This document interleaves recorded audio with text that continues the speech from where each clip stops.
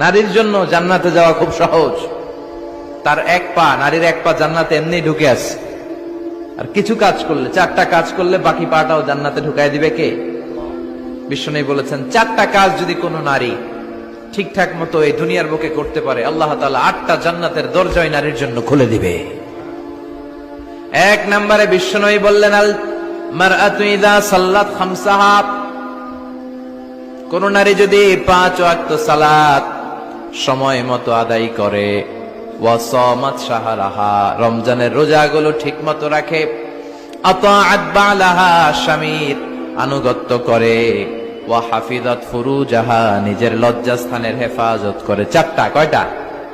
5 ওয়াক্ত সালাত, রমাদানের রোজা, স্বামীর আনুগত্য। এখন এটা উঠে গেছে সমাজে। কে কার উপর ডমিনেটিং করবে এই নিয়ে গুতাগুতি আছে না নাই? কে বড় হবে, কে মশারি টাঙ্গাবে রাত